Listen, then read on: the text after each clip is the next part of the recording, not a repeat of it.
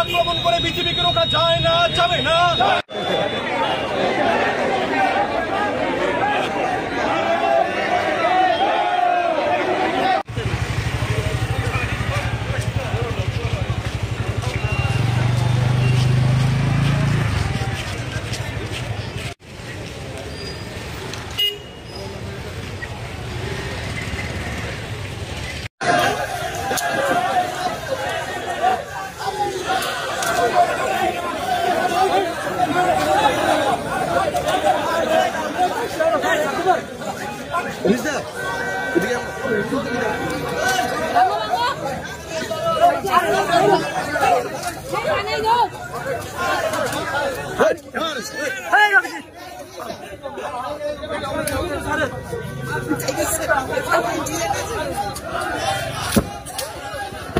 अरे वो किती चार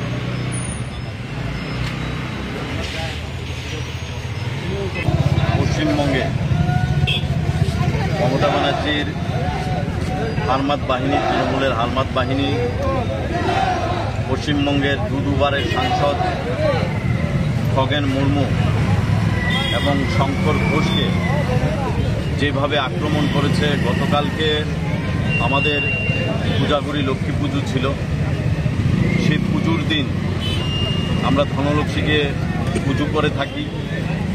প্রত্যেকটা বাঙালি আমরা সেই মায়ের আরাধনায় ব্রতী হয়ে থাকি। পশ্চিমবঙ্গের মানুষ এবং ত্রিপুরার মানুষ সেদিন আমরা দেবীর আরাধনায় সকলে ব্রত হয়েছিলাম।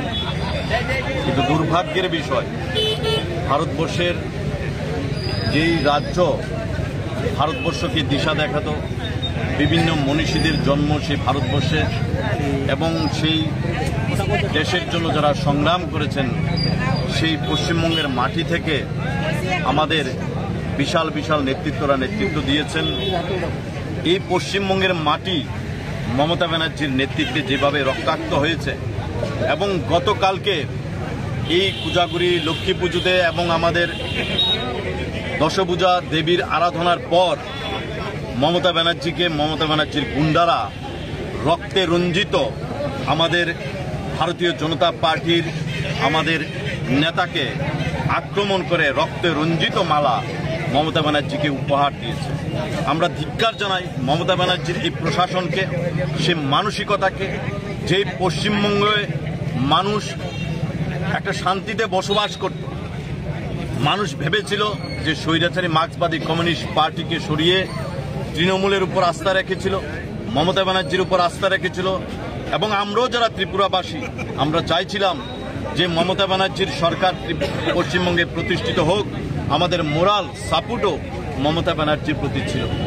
কিন্তু একজন শাসক হিসাবে, একজন মুখ্যমন্ত্রী হিসাবে ওনার যে ভূমিকা নেওয়া উচিত ছিল পশ্চিমবঙ্গের ডেভেলপমেন্টের জন্য, সেই পশ্চিমবঙ্গের কোনো ধরনের উন্নয়ন হয়নি।